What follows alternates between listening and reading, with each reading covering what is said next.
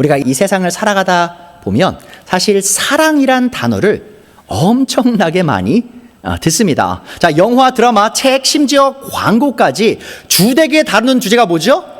바로 사랑 이야기이죠. 자, 그리고요, 매주 매달 새로 나오는 가요들도요, 제가 어릴 때, 제가 90년대 자라났으니까 90년대 듣던 가요도 그렇고 2025년 새로 나오는 가요들도 그렇고 다들 끊임없이 사랑이란 주제를 다루고 있고요. 또 사람들이 자기 감정을 이입해서 그 사랑 노래를 즐겨 듣고 부르기도 합니다. 자, 그러나 이렇게 온 세상이 사랑을 논하는 것처럼 보이지만 정작 우리는 이 세상에서 진정한 사랑을 제대로 알고 또 제대로 실천하는 모습을 찾기 쉽지 않은 것이 사실입니다. 자, 어쩌면 그 이유는 이 세상이 자기 희생적 사랑을 자기 중심적 욕망과 혼동하고 있는 것 때문이 아닌가라고 저는 생각을 해요. 자, 많은 사람들이요, 사랑을 내 중심적으로 해석을 합니다. 자, 그래서 사랑의 중심에 나 자신이 있고요, 내 원함을 채우는 것이 사랑이라 착각하고 있다는 것이죠. 자, 예를 들어 볼까요? 결혼 생활 어떻습니까? 자, 요즘 배우자를 찾을 때 어떤 대상을 찾아요? 내 필요를 채울 수 있는 사람. 자, 결혼하고 나서도 뭐죠? 당신이 날 사랑하면 내가 원하는 걸 해야 돼 라고 요구하는 것. 자, 그것이 사랑이라고 착각하지만 사실 그것은 사랑이 아니죠. 자기 중심적 욕망이에요. 내 필요만을 생각하고 상대방의 필요는 생각하지 않는 모습은 사랑이 아닙니다. 자, 여러분, 자녀를 기를 때도 어떻죠? 자, 우리가 자녀의 재능과 혹은 자녀가 원하는 것을 생각하지 않아요. 많은 부모님들이. 내가 좋은 부모니까, 내가 자녀를 사랑하니까 내가 생각할 때 내 아이가 돼야 될 직업, 그 직장을 생각하면서 무조건 아이들에게 강요를 하면서 이렇게 돼야 된다고 말하는 부모님들이 계세요. 자, 그렇게 행동하는 부모님들이 계세요. 여러분, 그게 사랑입니까? 아니죠. 내 중심적 욕망이죠. 자신의 자식을 통해서 내가 못 이룬 꿈을 이루려는 욕망을 많은 부모님들이 사랑이다 착각하고 있습니다. 여러분, 친구 관계도 그렇죠. 우리가 친구 왜 사귀입니까? 자, 많은 분들이 사실은 친구를요, 이렇게 생각하세요. 내 필요를 채워주는 사람, 내 외로움을 달래주는 사람. 물론 여러분, 친구가 내 필요를 채워주죠. 내 외로움을 달래주는 거 맞아요. 하지만 내가 친구를 찾는 목적, 궁극적 목적이 결국 내 필요를 채우고 내 외로움을 달래고자 하는 것이라면 과연 나는 그 사람의 필요를 채우고 있는지 혹은 그 사람의 외로움을 달래고 있는지 고민조차 하지 않게 될 수 있다는 겁니다. 여러분, 그것은 사랑이 빠진 우정이에요. 그리고 사랑이 빠진 우정은 우정일 수가 없습니다. 그렇다면 이 참된 사랑과 이 자기중심적 욕망을 혼동하는 모습은 과연 교회 밖에만 존재하는 일일까? 자, 저는 그렇게 생각하지 않습니다. 자, 우리 그리스도인들을 역시 사랑에 대해 끊임없이 말해요. 자, 하지만 실제로는 참된 사랑이 무엇인지 잘 알지 못한 채 참된 사랑을 실행하지 못하고 살아가는 우리의 모습이 많이 발견될 때가 있습니다. 자, 여러분, 우리 교회 이름이 뭐죠? 캐리 사랑교회예요. 자, 우리가 이 교회 이름을 왜 사랑교회로 지었죠? 자, 그것은 바로 이 교회에 사랑이 넘치길 바랐기 때문입니다. 자, 그런데 교회 이름을 사랑이라고 졌으니 이 교회에 사랑이 자동으로 넘치게 될까요? 결코 그렇지 않죠. 자, 우리가 우리 교회를 진정으로 사랑이 넘치는 교회가 되게 하려면 우리는 우리 교회 이름이 사랑교회인 것만으로 만족해선 안 됩니다. 자, 우리는 우리 교회가 이름만 사랑인 교회로 남지 않게 하기 위해 오늘의 본문에 큰 주의를 기울일 필요가 있습니다. 자, 오늘 본문에서 바울사도는 우리의 사랑이 참된 사랑이 되기 위해 우리의 사랑에 위선이 없어야 한다라고 강력히 선포하고 있어요. 로마서 12장 9절, 사랑에는 거짓이 없어야 됩니다. 혹은 사랑에는 위선이 없어야 합니다. 자, 지난주 우리는요, 이 위선 없는 참된 사랑을 하려면 먼저 위선이 없는 하나님의 사랑에서부터 시작해야 한다라는 진리를 배웠습니다. 자, 죄성을 가진 우리는 하나님의 도움 없이 스스로 진실한 사랑을 할 수 없습니다. 자, 그러나 이 성령님을 통해 폭포수와 같이 쏟아지는 하나님의 사랑을 우리의 마음에 느낄 때 우리가 어떻게 되죠? 하나님을 사랑할 수 있는 사람들이 되고요, 또한 그로 인해 서로를 사랑할 수 있는 사람들이 된다는 것이죠. 자, 그렇다면 위선이 없는 사랑이란 정확히 어떤 사랑일까요? 자, 위선이 없는 사랑은요, 쉽게 말씀드리면 겉과 속이 같은 사랑입니다. 여러분, 위선이란 단어의 뜻이 갖고 있는 의미가 뭐죠? 자, 우리가 이렇게 말하죠. 아, 저 사람은 겉과 속이 참 달라. 뭐예요? 미선적인 사람이라는 거죠. 아, 저 사람은 겉과 속이 참 같아. 무슨 말이에요? 미선이 없는 사람이라는 것이죠. 자, 마찬가지입니다. 그리스어 단어 미선도요, 비슷한 의미를 가졌는데 사실 굉장히 흥미로워요. 자, 처음 이 미선이라는 단어가 그리스어에 사용됐을 때 어떻게 사용됐냐? 바로 가면을 쓰고요, 연기를 하는 사람들의 행위를 설명할 때 미선이란 단어를 썼습니다. 자, 쉽게 말하면 뭐죠? 미선은 진짜 나인 나의 내면을 철저히 숨기고요, 가짜인 나를 겉으로 드러내는 것이다 라는 의미를 가진 것이죠. 자, 그래서 예수님께서 겉과 속이 달랐던 이 서기관들과 바리새인들을 뭐라고 불렀어요? 이 위선자들아라고 부르시면서 꾸짖으셨죠. 왜요? 자, 그들은 겉은 아주 깨끗하게 했어요. 어떤 것과 같았죠? 겉은 깨끗한 잔이에요. 겉은 깨끗한 그릇이에요. 자, 근데 그 잔과 그릇을 안에 들여다보면 뭐가 있어요? 아주 더럽게 악취가 나는 더러운 것이 가득 찬 잔과 그 그릇과 같은 것들이 너희다라고 말씀하셨죠. 또 다른 비유로 이렇게 말씀하셨어요. 너희는 회칠한 무덤이다. 자, 무슨 말이에요? 자, 무덤을 겉에서 봤어요. 하얗게 페인트질이 되어 있어가지고 너무 아름다운 무덤이에요. 근데 여러분, 무덤이 아름답습니까? 아니죠. 무덤 안에 뭐가 있어요? 겉이 아무리 깨끗해도 그 안에 뭐가 있어요? 썩어 문드러진 시체가 들어있죠. 사실 이 유대 무덤은요, 한 사람만 들어가는 무덤이 아니었습니다. 거기는 이제 바위를 파내가지고 그 안에 여러 시체를 넣었어요. 무슨 말이에요? 무덤 안에 아주 썩은 내가 진동을 하고 더러운 시체가 여기저기 놓여 있었다는 것이죠. 자, 그렇게 예수님께서 위선자들을 그런 식으로 정의를 내리셨습니다. 자, 우리는 여기에서 이 위선적인 사랑의 근본적인 문제를 발견할 수 있습니다. 자, 위선적인 사랑은 겉과 속이 다른 사랑이며 또한 행위와 동기가 일치되지 않는 사랑이에요. 자, 겉으로 볼 때는요, 사랑의 행위를 하는 것 같아요. 자, 근데 그 행위를 하는 그 마음의 동기는 결코 그 행위와 일치하지 않는다는 것이죠. 자, 위선적인 사랑을 하는 사람은요, 겉으로는 남을 위하는 척 할 수 있고요, 자신을 희생하는 척 할 수 있습니다. 자, 그러나 그 동기가 뭐가 될까요? 바로 자기 자신의 이득과 명성이 될 수 있다는 것이죠. 자, 그렇다면 우리는 우리가 위선이 없는 이 참된 사랑을 가졌음을 증명하기 위해 어떻게 사랑해 나가야 할까요? 자, 오늘의 본문에서 바울사도는 이 위선 없는 사랑이 스스로를 표현하는 5가지 방식을 설명하고 있습니다. 자, 오늘 우리는 이 위선 없는 사랑이 스스로를 표현하는 이 5가지 방식을 하나씩 배워 나가면서, 자, 우리 교회가 이름만 사랑교회가 아닌 참으로 위선이 없는 사랑을 실행하는 그런 사랑교회가 될 수 있는 길을 모색해 보도록 하겠습니다. 자, 우리는 이 위선이 없는 사랑을 하기 위해 가장 먼저 첫 번째 요지죠. 악한 것을 버리고 선한 것을 추구해야 합니다. 자, 로마서 12장 9절 다시 나오죠. 사랑에는 거짓 혹은 위선이 없어야 합니다. 자, 그리고 첫 번째 우리가 해야 될 게 뭐예요? 악한 것을 미워하고 선한 것을 굳게 붙잡으십시오. 여러분, 우리가 살아가는 사회, 사실 사랑을 어떻게 이해하냐, 이렇게 얘기해요. 아무 차별 없이 모든 것을 있는 그대로 수용하고 받아들이는 게 사랑이다라고 생각합니다. 자, 그리고 심지어 이 적지 않은 교회들조차 옳고 그름에 대한 기준이 없이 모든 것을 받아들이는 것이 성경적인 사랑이다라고 가르치고 있어요. 여러분, 어떻게 생각하십니까?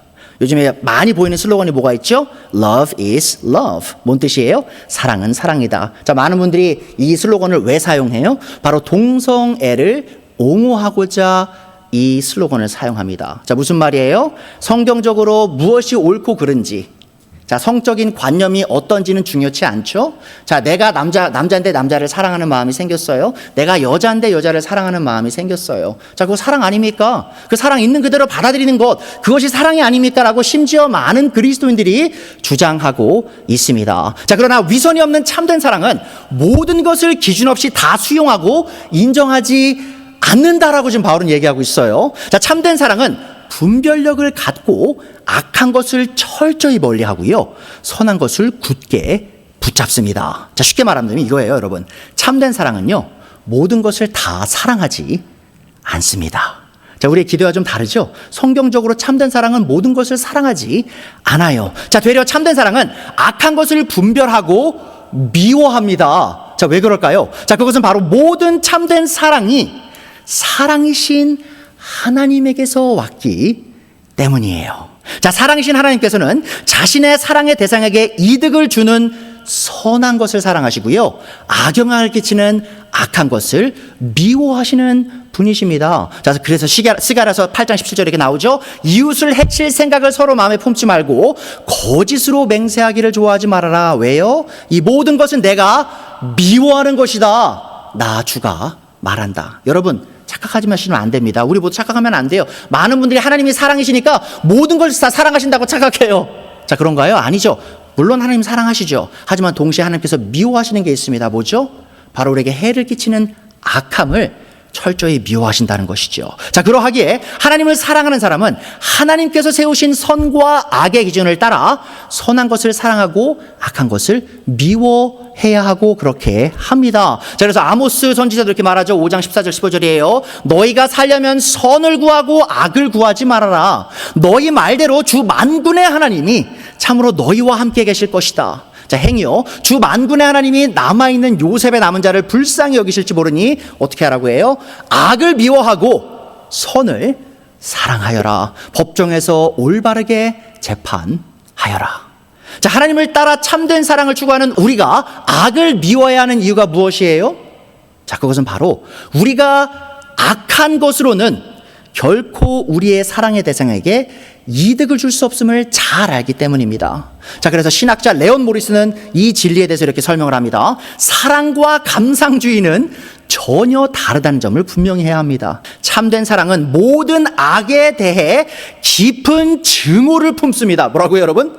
악을 증오하는 거예요. 자, 왜냐하면 악은 결코 사랑하는 사람에게 유익을 줄 수 없기 때문입니다. 라고 이 신학자께서 아주 적절하게 말씀하셨어요. 자, 바울은 9절에서 악을 미워하라는 명령을 하면서 무엇인가를 극도로 혐오하고 증오할 때 사용되는 단어를 사용하고 있어요. 그래서 여러분들이 영어 번역본을 보시면요, 그 미워하다라는 단어가 어떻게 번역됐냐? abhor라고 해요. abhor. 자, 영어 잘하시는 분들 다 알죠? abhor는요, 여러분, hate보다 훨씬 강한 거예요. abhor는 뭐냐면요, 보면 구역질이 나는 거예요. 더럽고 추악해서 어우, 꼴도 보기 싫어 할 때 사용하는 단어가 abhor죠. 자, 그 정도로 우리는 악한 것을 증오하고 미워해야 됩니다. 자, 또한 바울은 선한 것을 추구하라고 명령하면서 그것을 붙잡으라고 명령하면서 어떤 단어를 사용하냐? 이 두 개의 물건이 한 번 붙고 난 다음에 다시는 떨어질 수 없는 상태에 있죠. 자, 그 단어를 사용하면서 지금 바울이 뭐라고 얘기하고 있어요? 참된 사랑, 거짓 없는 사랑을 하기를 원하는 사람은 그 정도로 선과 아주 그득하게 달라붙어서 결코 떨어지지 말아라라고 설명하고 있습니다. 자, 우리는 우리 교회를 향한 우리의 사랑이 위선이 없는 사랑임을 증명하기 위해 하나님께서 악하다고 하시는 것을 극도로 혐오하고 하나님께서 선하다고 하시는 것에 찰싹 달라붙어야 하는 것입니다. 자, 위선 없는 사랑에, 그러면 오늘 첫 번째 특징 봤는데요. 자, 두 번째 사랑 방식은 무엇이냐? 자, 우리는 교회를 향한 우리의 사랑의 참된 사랑을 증명하기 위해 두 번째 요지죠. 자기중심적 사랑을 버리고 자기 희생적 형제 사랑을 추구해야 합니다. 자, 로마서 12장 9절에 사랑이 위선이 없다고 해야 된다고 한 뒤에 10절에 이렇게 나오죠. 형제의 사랑, 필라델피아 많이 들어보셨죠? 자, 미국에 있는 도시기도 한데 필라델피아가 바로 형제 사랑이라는 뜻이에요. 자, 형제 사랑으로 서로 다정하게 대하며, 혹은 이렇게 번역할 수도 있죠. 서로 극진히 혹은 끔찍히 사랑하고 존경하기를 서로 먼저 하십시오라고 바울은 권면합니다. 이 세상의 철학은 우리가 타인을 사랑하기 전에 우리 자신을 먼저 사랑해야 한다고 가르칩니다. 자, 근데 이 철학의 중심에 누가 있죠? 내가 타인을 사랑하기 전에 나를 먼저 사랑해야 된다. 그 사랑의 중심에 누가 있어요? 나 자신이 있는 거죠. 나를 사랑함으로 남을 사랑해야 되니까, 아, 내가 사랑의 중심에 있는 것이구나 착각하게 만드는 철학이죠. 자, 하지만 바울 사도는 참된 사랑의 중심에 자기 자신이 있어선 안 된다라고 가르치고 있어요. 자, 위선이 없는 사랑은 자기중심적 사랑을 버리고 자기 희생적 사랑을 추구하기 때문입니다. 자, 바울 사도는 우리가 이 하나님의 가족인 교회로서 서로를 형제의 사랑으로 극진히 아주 끔찍히 사랑해야 한다고 말합니다. 자, 이 말은 곧 우리와 피가 섞인 우리의 가족들을 진심으로 사랑하고 섬기는 것과 같이 우리가 서로를 참된 가족으로 여기며 서로를 사랑하고 섬겨야 한다는 뜻과 같습니다. 여러분, 피는 물보다 진하다라는 말 들어보셨죠? 무슨 뜻이에요? 남들보다, 피 섞이지 않은 남들보다 피 섞인 피부치가 나에게 더 소중하고 그 연대를 끊기 힘들다라는 말이죠. 자, 물론 여러분, 여기에 혹시 창녕조 씨 계십니까? 제가 창녕조 씨거든요. 창녕조 씨 안 계시죠?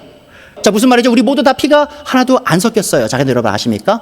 피가 한 방울도 섞이지 않은 우리 모두가 사실은 또 다른 하나의 피로 가족이 되었다는 사실 여러분 아시는지 모르겠어요. 자, 에베소서 2장 13절에 나옵니다. 여러분이 전에는 하나님에게서 멀리 떨어져 있었는데, 그리고 서로와 멀리 떨어져 있었는데, 이제는 그리스도 안에서 그분의 피로 하나님께 가까워졌습니다. 자, 우리는 멀리 떨어진 상태였어요.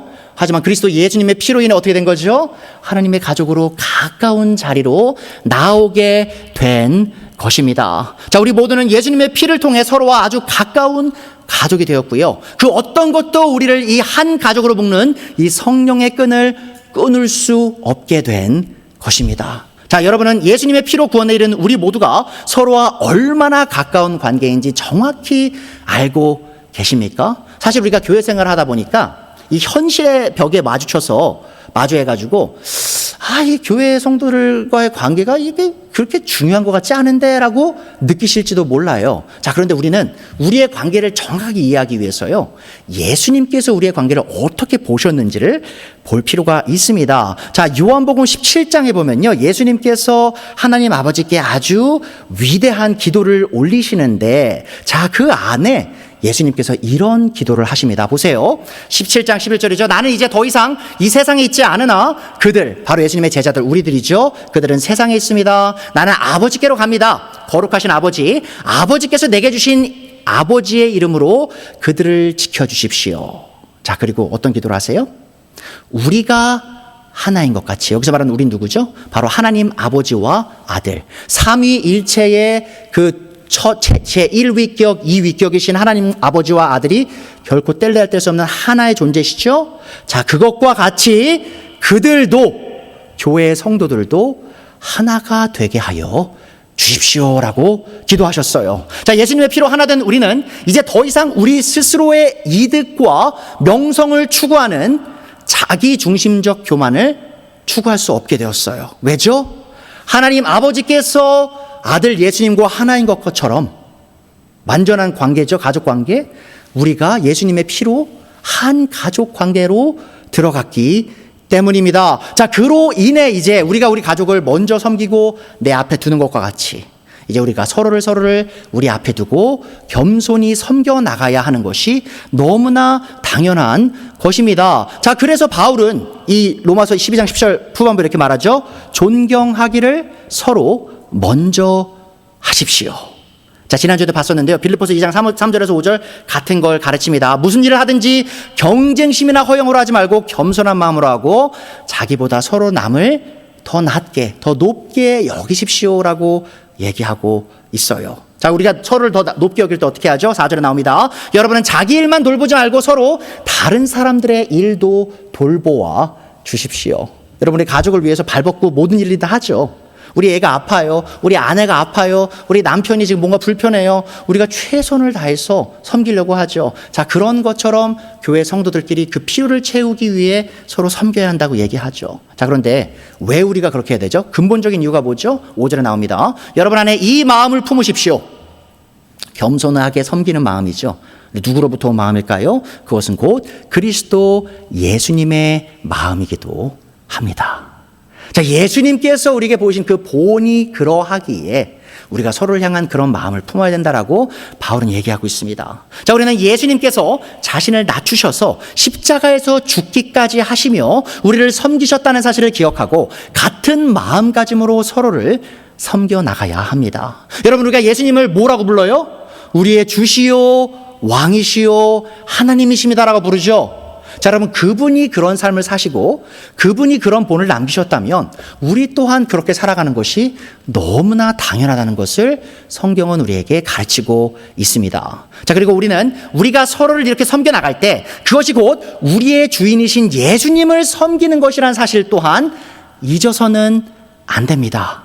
자, 서로를 향한 우리의 겸손한 섬김이 곧 우리의 주인이신 예수님을 향한 사랑임을 기억할 때 우리는 서로를 적당히 섬기지 않고 뜨겁게 섬길 수 있게 된다는 사실을 또한 기억해 주세요. 자, 그래서 세 번째로 이 위선이 없는 사랑이 어떤 식으로 표현되는지 한번 보죠. 위선이 없는 사랑은 적당히 섬기는 태도를 버리고요, 뜨거운 마음으로 열심히 주님을 섬깁니다. 자, 그래서 11절에 나오죠. 열심을 내어서 부지런히 일하며 성령으로 뜨거워진 마음을 가지고 주님을 섬기십시오라고 얘기하고 있어요. 자, 우리 모두가 다 경험을 통해 알죠. 우리의 죄성은 이렇게 합니다. 무엇이든지 대충 적당히 하도록 만들어요. 자, 그리고 만약 우리가 아무 생각 없이 우리의 죄성이 이끄는 대로 대충 적당히 신앙생활을 해 나가기 시작할 때, 자, 우리는 곧 하나님의 사역에 아주 게을러진 우리 자신을 발견하게 될 것입니다. 여러분, 목사인 저도요, 게을러질 때가 있어요. 언제요? 그냥 아무 생각 없이 내가 하고 싶은 대로 할 때 저도 게을러집니다. 자, 그러나 위선이 없는 참된 사랑을 추구하는 우리는 참된 사랑과 대충 적당히 섬기는 게으름은 공존할 수 없다는 사실을 반드시 기억해야 합니다. 자, 성경적으로 이 게으름의 반대 개념은 뜨거운 마음 혹은 열심입니다. 자, 그리고 이 열심은 우리가 지치지 않고 부지런히 섬겨 나갈 수 있는 원동력이 된다는 것이죠. 자, 그렇다면 우리는 이 열심, 곧 뜨거운 마음을 어떻게 얻을 수 있을까요? 자, 지금 오늘 본문에서 뭐라고 말하죠? 바울 사도가 성령으로 뜨거워진 마음을 가지고 주님을 섬기십시오. 자, 뭐로 뜨거워져요? 성령님으로. 바로 성령님께서 우리 안에서 일하실 때 우리의 마음이 뜨거워져서 그로 인해 주님을 섬길 수 있게 되는 겁니다. 자, 제가 지난 시간에 강조했던 게 뭐죠? 이 성령의 열매 첫 번째 맛이 뭐라고 했어요? 사랑이죠. 자, 그래서 우리가 사랑하려면 성령님이 필요하다고 배웠잖아요. 자, 마찬가지입니다, 여러분. 우리가 뜨거운 마음으로 하나님, 예수님을 섬겨 나가기를 원한다면 바로 성령님을 먼저 경험해야 하는 것입니다. 자, 우리는 바울 사도가 교회를 사랑으로 섬겨야 한다고 강조하는 본문 중간에 이 뜨거운 마음으로 주 예수님을 섬겨야 한다는 강조점을 뒀다는 사실에 주목할 필요가 있습니다. 자, 무슨 말이에요? 로마서 12장 1절 2절 너희 몸을 살아있는 희생 제물로 하나님께 드려라 라고 한 뒤 3절부터 무슨 얘기를 시작했어요? 교회를 겸손히 섬기고 사랑으로 섬겨라라고 얘기했죠. 자, 근데 그 본문 중간에 뭐라고 얘기하고 있어요? 뜨거운 마음으로 주 예수님을 섬기십시오라고 얘기하죠. 자, 이 말은 이겁니다. 교회를 열심히 섬기는 것이 곧 뜨거운 마음으로 우리의 주인이신 예수님을 섬기는 것과 같다는 말이에요. 자, 여러분, 예수님 섬기고 싶으시죠? 지금 바울사도의 조언이 뭡니까? 아, 그러십니까? 자, 그러면 교회를 뜨거운 마음으로 섬기십시오 라고 얘기하는 것이죠. 이 바울은 예수님과 교회를 결코 따로 생각할 수 없다는 사실을 지적으로, 지식적으로만 안 사람이 아니고요, 피부로 경험한 사람입니다. 여러분, 예수님을 만나기 전 바울이 어떤 사람이었었죠? 바로 교회를, 예수님을 섬기는 사람들을 그 누구보다 열정적으로 열심히 핍박했던 사람이에요. 자, 그렇죠? 자, 그런데 그런 바울이 다마스커스에 가고 있었어요. 다마스커스 왜 갔죠? 여행하러 갔나요? 아니죠. 예루살렘과 유다의 모든 그리스도인들을 다 정리했어요, 이제. 자, 이제 다른 나라까지 가는 거예요. 왜요? 다른 나라에 있는 그리스도인들을 잡아다가 핍박하려고. 자, 근데 그 길에 밝은 빛이 하늘에서 내려오면서 바울이 발라당 자빠지죠. 자, 그 바닥에 자빠져 있던 바울에게 하늘에서 이런 음성이 내려옵니다. 사도행전 9장 4절 5절이에요. 사울아, 사울아, 내가 왜 나를 핍박하느냐? 자, 바울이 누굴 핍박하고 있었어요? 교회, 예수님 믿는 제자들. 자, 그런데 이 음성은 뭐라고 얘기하죠? 너가 나를 핍박한다. 근데 이 음성의 주인공이 누구예요? 묻죠. 바울이 주님 누구십니까? 대답을 이렇게 합니다. 나는 너가 핍박하는 예수다. 자, 보십시오. 바울은 예수님을 직접 핍박한 적이 없어요. 하지만 바울이 교회를 핍박했을 때 예수님이 어떻게 생각하신 거죠? 바울이 곧 나를 핍박하고 있다라고 결론을 내리신 겁니다. 자, 이게 무슨 말입니까? 교회를 치는 것이 곧 예수님을 치는 것이죠. 자, 그럼 반대로 얘기해 보죠. 교회를 섬기는 것이 곧 뭐가 되는 거예요?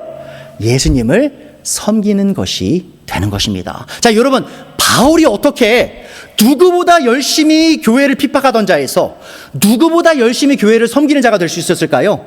바로 이 진리를 깨달았기 때문이에요. 내가 핍박했던 그 교회가 곧 예수님의 몸이었구나. 그리고 그분이 나를 죄에서 구원하셨구나. 더 나아가 은혜로 나를 이방인의 사도로 부르셨구나. 그 사실을 알았던 바울은요, 누구보다 교회를 핍박했던 사람에서 누구보다 교회를 열심히 섬기는 사람으로 변화할 수 있었습니다. 자, 교회를 향한 그의 열심이 곧 자신을 구원한 예수님을 향한 열심임을 그는 깨달았기 때문이죠. 자, 우리 모두는 예수님께서 교회를 섬기기 위해 자신의 생명을 십자가에 내어주셨음을 기억해야 합니다. 자, 그리고 예수님을 우리의 왕과 주로 모신 우리 모두는 예수님의 본을 따라 뜨거운 마음으로 주 예수님을 섬기듯 교회를 열심히 섬겨 나가야 하는 것임을 기억해 주세요. 여러분, 그것이 제가 교회를 세우기 위해 제 삶을 다 바친 이유기도 합니다. 제가 처음에 예수님을 너무 사랑하게 됐어요. 저의 죄를 용서하신 그분이 너무 감사했어요. 저를 계속 참아주시고 인내해 주시는 그 부분이 너무 소중해졌어요. 자, 그리고 그분의 말씀을 읽다 보니 이 교회가 예수님께 그렇게 소중하대요. 예수님의 몸이래요. 예수님과 교회는 떨어질 수 없는 그런 관계래요. 그걸 알고 제가 제 삶을 이 교회를 섬기는 일에 투신했다는 것, 그것을 여러분이 기억하시고 그것이 곧 바울 사도가 우리에게 남긴 본임을 모두 기억하시기 바랍니다. 자, 또한 우리는 이 위선 없는 사랑으로 주님과 교회를 섬기는 우리의 희생이 결코 헛되지 않은 희생임을 또한 기억해야 합니다. 자, 그래서 오늘 네 번째 요지입니다. 위선이 없는 사랑은 무기력한 절망을 버리고 변함없는 소망을 품습니다. 자, 12절에 나오죠. 소망을 품고 즐거워하며 환난 혹은 어려움을 당할 때 참으며 기도를 꾸준히 하십시오. 자, 위선이 없는 사랑으로 교회를 섬기는 삶은 많은 어려움을 동반하는 삶입니다. 여러분, 제가 쉽다는 말이 아니에요. 교회 사랑하기 쉽지 않습니다. 자, 그러하기에 우리는 사랑으로 서로를 섬기며 살아가려고 노력할 때 이 포기하고 싶은 유혹에 많이 빠지기도 합니다. 여러분, 성도님들만 느끼는 유혹이 아니에요. 많은 목회자들이 이 유혹을 항상 느낍니다. 그리고 실제로 많은 목회자들이요, 목회를 그만둬요. 왜 그런지 아십니까? 너무 힘들거든요.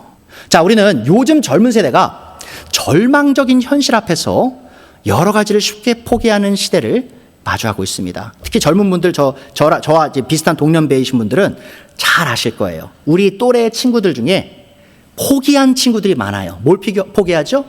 결혼을 포기해요. 뭘 포기하죠? 집 장만을 포기해요. 뭘 포기하죠? 아이를 갖는 걸 포기해요. 출산 포기하죠. 심지어 요즘 뭐까지 포기합니까? 연애까지도 포기해요. 여러분, 이 세대가, 젊은 세대가 그렇게 나약해 빠져가지고 이 모든 걸 다 포기하는 것일까요? 여러분, 대한민국이 그렇게 살기 어려워서 이 모든 것들을 포기하고 있는 것일까요? 젊은 세대가? 그렇지 않죠. 우리 미국에 사는 우리 모두 잘 압니다. 미국은 한국보다 선진국이에요. 더 잘 나가는 나라입니다. 그래도 사실 한국이 더 살기 좋고 안전한 나라임을 우리는 알고 있어요. 훨씬 편리하고요. 훨씬 안전한 나라입니다. 자, 근래에 나온 그 통계에 의하면요, 사실 대한민국이 전 세계에서 아이를 키우기 가장 좋은 나라라고 뽑히기도 했었어요. 그 정도로 한국은 살기 좋은 나라입니다. 자, 그런데 여러분, 문제는 뭐죠? 왜 지금 젊은 세대가 대체 왜 이렇게 절망 속에 있어요? 무기력한 절망 속에서 오늘을 포기하며 살아가고 있죠? 자, 여러분, 그 이유는 여기서 발견됩니다.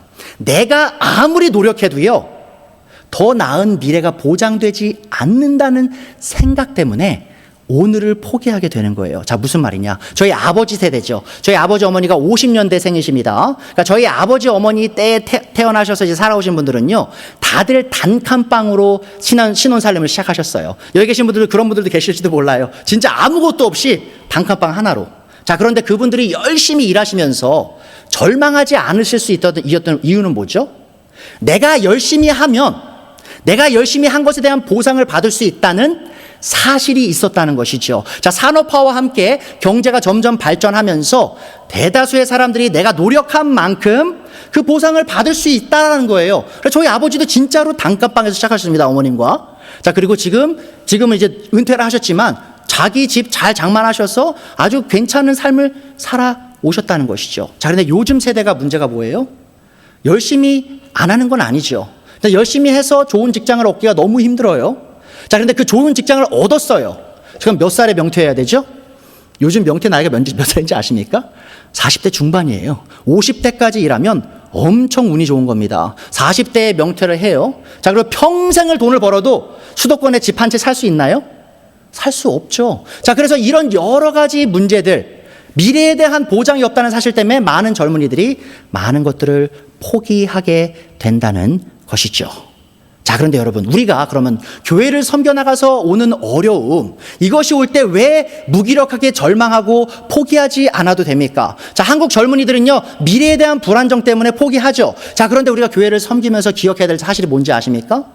우리는 미래에 대해 절망할 필요가 전혀 없어요. 왜요? 우리가 교회를 열심히 섬겨나갈 때 그 어려움은 오지만 그 어려움 속에서 우리가 소거해 나가는 그 모습을 하나님께서 다 보고 계시고요. 또한 그것에 대한 소망을 우리로부터 뺏어갈 수 있는 존재는 없기 때문입니다. 자, 우리는 미래에 대한 소망이 사라질 때 아주 쉽게 오늘을 살아갈 동력을 잃고 무기력한 절망에 빠져버리지만, 자, 우리는 찬란한 소망을 하나님께 받았기 때문에 이 교회를 섬겨나가면서 오는 그 어려움을 이겨나갈 수 있다라고 성경은 우리에게 가르치고 있습니다.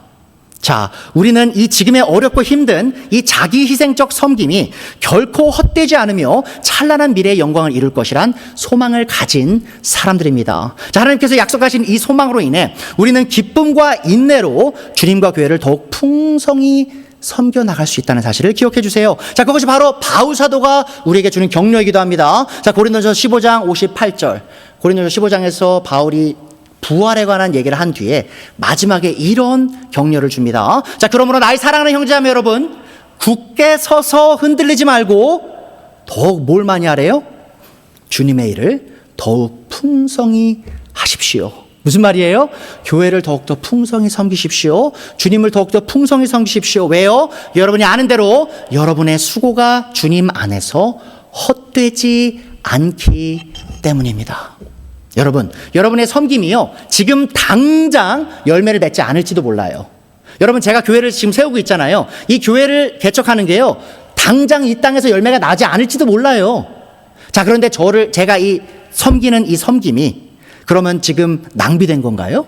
아니죠. 하나님께서 그 섬김을요, 다 기억하시고요, 아주 풍성하게 보상해 주실 것이다 라고 성경은 얘기합니다. 여러분, 고린도서 13장이 사랑장이죠. 자, 그것을 끝마치면서 바울이요, 믿음과 소망과 사랑이 항상 함께 있을 것이다 라고 얘기를 해요. 자, 근데 그 중에 뭐가 가장 으뜸이라고 얘기하죠? 바로 사랑이 으뜸이다 라고 선포하죠. 자, 이 말은 곧 우리가 예수님을 믿어 얻게 된 이 소망으로 인해 우리가 이 사랑의 섬김을 해나갈 때, 잘 물어보세요. 커넥션을 보세요. 예수님을 믿어요. 소망을 얻었어요. 그래서 소망으로 인해 이제 우리가 사랑을 하게 될 때 하나님께서는 우리의 사랑의 섬김을 영원히 기억하실 것이고 그로 인해 우리에게 풍성한 보상을 해주실 것이라는 것을 지금 바울이 가르치고 있는 것입니다. 자, 우리가 이 소망을 기억하고 붙잡아 나갈 때 우리는 결코 무기력한 절망에 빠져 교회를 사랑하기를 멈추지 않을 것입니다. 자, 또한 하나님께서는 우리가 소망을 잃지 않고 끝까지 사랑의 섬김을 지속할 수 있는 은혜의 수단을 또한 주시기도 했어요. 은혜의 수단이 뭡니까? 12절 후반부에 나오죠. 기도를 꾸준히 하십시오. 자, 우리가 지치고 힘들 때 이 기도라는 수단으로 하나님의 은혜 보좌에 나아갈 때 하나님께서는 우리가 소망을 품고 서로를 끝까지 사랑할 수 있는 힘과 능을 더하실 것입니다. 자, 더 나아가 하나님께서 주신 소망으로 서로를 사랑으로 섬기는 우리는 서로를 불쌍히 여기며 서로의 필요를 계속해서 채워나가기 위해 노력해 나가야 합니다. 자, 그래서 위선이 없는 이 사랑의 다섯 번째 사랑 방식 마지막 한번 보도록 하죠. 위선이 없는 사랑은 다른 성도들에 대한 무관심한 마음을 버리고요, 그들의 필요를 채우기 위해 노력해 나갑니다. 13절 나오죠. 사랑에는 거짓 혹은 위선이 없어야 됩니다. 성도들이 쓸 것을 공급하고 손님 대접하기를 힘쓰십시오. 지금 돈에 대해서, 재정적 후원에 대해서 얘기하고 있어요. 자, 이 세상의 경제학은 어떻게 가르치죠? 최소한의 비용으로 최대한의 이득을 얻으라라고 가르치죠. 자, 근데 하나님의 경제학은 조금 다릅니다. 이 하나님의 경제학은 내가 감당할 수 있는 최고의 비용을 기꺼이 치러서 교회와 성도들의 필요를 채워나가라라고 얘기해요. 자, 여러분은 성경에 나오는 이 다양한 선생님들 중에 돈에 대해서 가장 많이 가르친 분이 누군지 아십니까? 성경에 많은 선생님들이 나오죠? 자, 누가 돈에 대해서 제일 많이 얘기했을까? 바로 예수님이십니다. 예수님이 돈에 대해서 아주 많이 가르치셨어요. 자, 그 말이 곧 예수님이 돈을 그렇게 사랑하셨단 말일까요? 예수님께 돈이 그렇게 중요하다는 말일까요? 결코 그렇지 않죠. 예수님께서 돈에 대해서 많이 가르치신 이유가 있습니다. 자, 그것은 바로 예수님께서 우리의 마음을 너무나 잘 아셨기 때문이에요. 자, 우리가 돈을 어떻게 사용하는지가 뭘 드러내는지 아십니까? 우리의 마음이 어디로 향하고 있는지를 드러낸다는 사실을 예수님이 잘 아셨기 때문이에요. 자, 마태복음 6장 21절 예수님 말씀하셨죠? 너의 보물이 있는 곳에 너의 마음도 있다. 무슨 말입니까? 여러분이 돈을 가장 많이 사용하는 곳에 여러분의 마음이 있는 거예요. 자, 그럼 여러분, 우리가 돈을 가장 많이 사용하는 대상은 누구죠? 우리의 가족이죠. 가족을 위해 돈을 가장 많이 사용합니다. 왜 그렇습니까? 당연하죠. 내가 가족을 가장 사랑하고 가장 큰 관심을 갖기 때문이죠. 자, 이 말은 곧 우리가 우리의 돈을 이 하나님의 사역과 다른 성도들을 위해 어떻게 사용하고 있는지가 곧 우리가 하나님의 사역과 다른 성도들에게 얼마나 큰 사랑과 관심을 갖고 있는지를 나타내는 지표가 된다는 말이에요. 자, 우리는 보통 우리가 돈을 다 쓰고 남은 것으로 교회의 사역을 돕거나 혹은 도움이 필요한 사람을 후원하기가 쉽습니다. 자, 무슨 말이에요? 우리의 소비 패턴이 이래요. 내가 필요한 거 다 써요. 그리고 남은 걸로 도와야지라고 생각하기 쉽다는 것이지요. 자, 그러나 우리는 이 위선이 없는 사랑은 내 주머니에 얼마가 남았냐를 기준으로 재정적 후원을 하는 것이 아니고요. 남의 필요가 어떻냐를 기준으로 재정적 후원을 계획한다는 사실을 기억해야 됩니다. 자, 사랑은 무엇이죠, 여러분? 사랑은 상대방의 가장 큰 필요를 채워나가는 것이죠. 자, 이 사랑 방식은 우리 모두가 믿고 있는 이 복음의 메시지에서 아주 잘 드러납니다. 여러분, 우리에게 가장 큰 필요가 뭐였죠? 바로 죄의 용서였죠. 하나님과 화해를 이루는 것이었죠. 자, 그 필요를 채우시기 위해 그리스도 예수님께서 어떤 비용을 치르셨죠? 바로 자신의 생명, 자신의 전부를 내어주셔서 우리의 그 필요를, 가장 필요를 채워주셨습니다. 이 복음의 메시지를 믿는 우리 모두는 같은 자세로 우리 자신을 희생하여 서로의 필요를 채워나가며 사랑의 섬김을 이어나가야 합니다. 자, 바울 사도는 고린도 교회에서 유대 땅에 있던 가난한 성도를 도울 이 헌금을 걷는 일에 대해서 말하면서 이렇게 설명했어요. 그러니까 여러분, 이 고린도 후서를 쓸 때요, 바울 사도가 예루살렘을 향하고 있었는데, 왜냐? 예루살렘과 유다 땅에 있던 그리스도인들이 가뭄으로 인해서 지금 엄청난 곤경에 처했기 때문이에요. 자, 그래서 그 가는 길에 만난 모든 성도들에게 헌금을 걷어서 그 힘든 형제 자매들을 도와줘야 된다라고 생각하고 또 편지 내용에 그 내용을 썼죠. 자, 근데 바울 사도가 이거에 대해서 어떻게 설명하는지 한번 보죠. 고린도서 8장 8절 9절입니다. 나는 이 말을, 무슨 말이요? 돈 거두라는 말이에요. 누굴 도우려고? 유대에 있는 성도들을 도우려고. 이 말을 명령으로 하는 것이 아닙니다. 그러니까 강압적으로 시키는 게 아니에요. 여러분, 돈 안 내면 저주받습니다. 이게 아니라는 거예요. 자원하길 바랬던 거예요. 자, 다른 사람들의 열성을 말함으로써, 여기서 말하는 다른 사람은 바로 마케도니아에 있던 교회들입니다. 지금 고린도 교회에 썼잖아요. 근데 마케도니아에 있는 교회는요, 가난함고 궁핍한 가운데서도 넘치게 이 재정 후원금을 모아서 지금 유대 땅에 보내고 있던 상황이었어요. 자, 다른 사람들의 열성을 말함으로써 여러분의 사랑도 진실하다는 것을 확인하려고 하는 것뿐입니다. 자, 보세요, 여러분. 바울사가 뭐라고 얘기하고 있죠? 저는 여러분이 유대 땅에 있는 다른 형제자매님들 얼굴도 한 번도 보지 못했지만 예수님 안에 한 가족된 그분들을 사랑하는 걸 압니다라고 얘기한 거예요.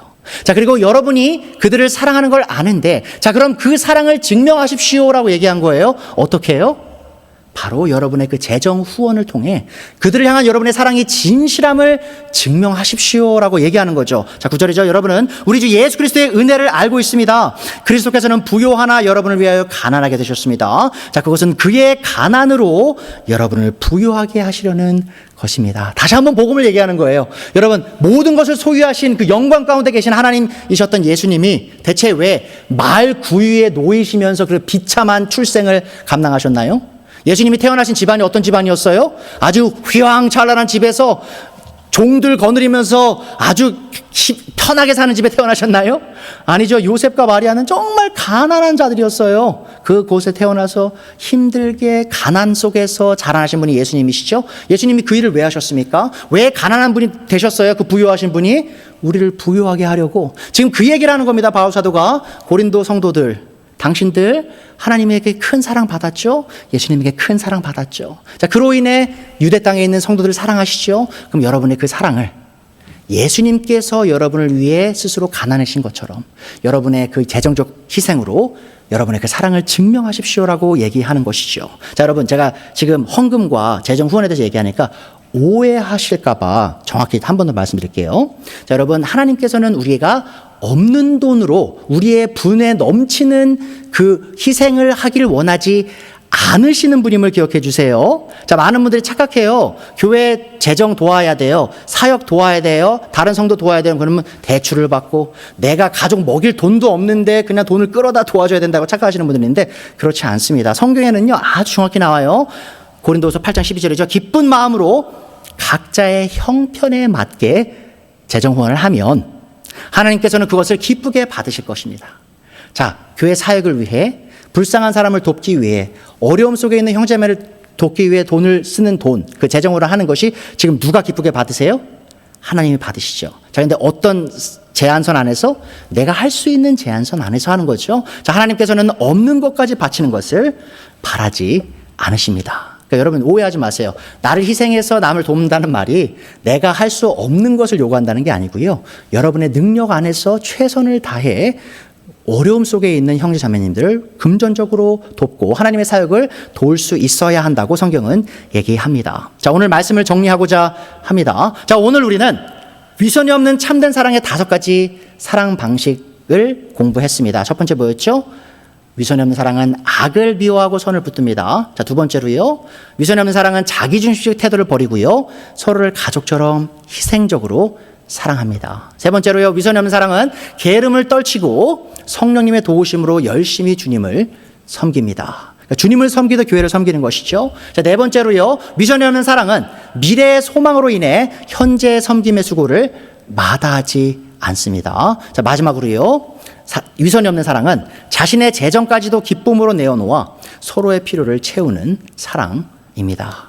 자, 지난주에도 말씀드렸어요. 제가 강조 많이 했는데 오늘 말씀 들으시고요. 부담을 느껴서 뒤로 물러서시지 않길 바랍니다. 자, 저 역시 목사죠. 자, 목사면 이거 잘해야 되겠죠. 완벽하게 해야 될 것 같죠? 아닙니다, 여러분. 제 힘으로는요, 목사지만 저도 이 명령들을 지켜나갈 수가 없습니다. 자, 그래서 지난주에 저는 오직 성령님의 도우심만을 통해 우리가 이 위선이 없는 사랑의 열매를 맺을 수 있다고 강조했는데, 자, 오늘 한 번 더 그 겹 위에다가 한 겹을 더 올려서 여러분을 격려드리는 말을 하면서 말씀을 마치고 싶습니다. 자, 우리가 서로를 격려해서 끊임없이 사랑해 나갈 수 있는 그 근본적 이유를 말하는 거죠. 자, 예수님께서는 우리가 서로를 자기희생적 사랑으로 사랑해야 된다라고 명령하신 게 분명합니다. 자, 요한복음 15장 12절 13절 나오죠. 내 계명은 이것이다. 내가 너희를 사랑한 것과 같이 너희도 서로를 사랑해라. 어떤 사랑이에요? 13절에 나오죠. 사람이 자기 친구를 위하여 자기 목숨을 내놓는 것보다 더 큰 사랑은 없다. 그러니까 예수님께서 우리를 위해 생명을 버리신 것처럼 우리를 희생해서 서로를 사랑해라라고 명령하신 것이죠. 이게 요한복음 15장에 나옵니다. 그렇죠? 여러분 아십니까?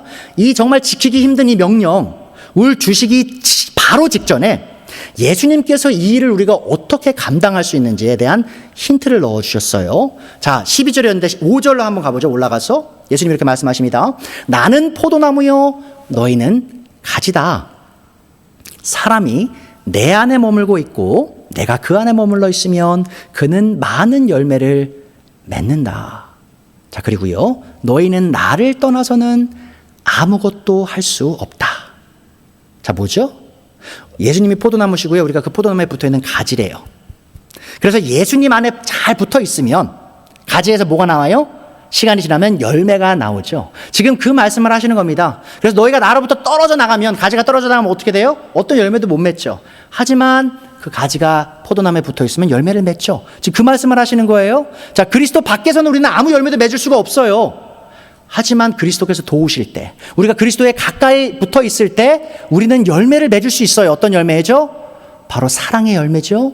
우리가 서로를 자신을 희생해서 서로를 섬기는 그런 열매인 것이죠. 자, 그렇다면 우리는 어떻게 예수님을 우리 안에 머물게 하고 우리를 예수님 안에 머물게 해서 서로를 위선 없이 사랑해 나갈 수 있을까요? 자, 그 진리가 바로 두 절 뒤에 나옵니다. 7절에 예수님께서 말씀하세요. 너희가 내 안에 머물고 내 말이 너희 안에 머물러 있으면 너희가 무엇을 구하든지 다 그대로 이루어질 것이다. 지금 무슨 말씀하시는 거예요? 우리가 예수님 안에 거하고 예수님이 내 안에 거한다는 말이 무슨 말인지 아십니까? 바로 예수님의 가르침이 우리 마음에 있는 거예요. 그러니까 여러분, 저는 목사죠. 설교자죠. 누구보다 거룩한 삶을 살고요. 누구보다 희생해서 남을 섬겨야 되는 위치에 있습니다. 근데 저는요, 제 죄성을 너무 잘 알아요. 자, 그런데 저는 압니다. 제가 연약하지만, 저는 힘은 없지만, 제가 제 자신을 희생해서 남을 사랑하는 것이 가능하다는 걸 너무 잘 알아요. 왜냐하면 제가 제 힘으로 하는 게 아니라 제가 이 예수님의 말씀을요, 제 마음에 숨기고 묵상하고 제 마음을 이 예수님의 말씀에 쏟아 넣을 때 어떤 일이 일어나냐? 제 안에 살아있는 하나님의 말씀, 예수님의 말씀이 일하시는 거예요. 자, 그래서 제가 남을 사랑할 수 없을 그 순간 사랑할 수 있게 되는 거예요. 제가 잘난 게 아니죠. 제 힘이 센 게 아니죠.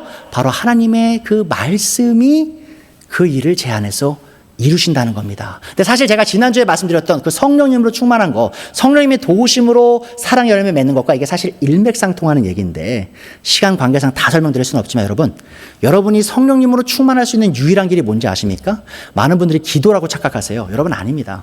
여러분, 성경 덮어놓으시고요. 한 하루에 12시간 기도해 보세요. 성령님으로 충만할 수 있나? 절대 충만하지 않습니다. 자, 근데 우리가 기도를 해야 되긴 해요. 근데 어떻게 기도할 때 우리가 성령으로 충만하냐? 하나님의 말씀을 펴고 기도하는 거예요.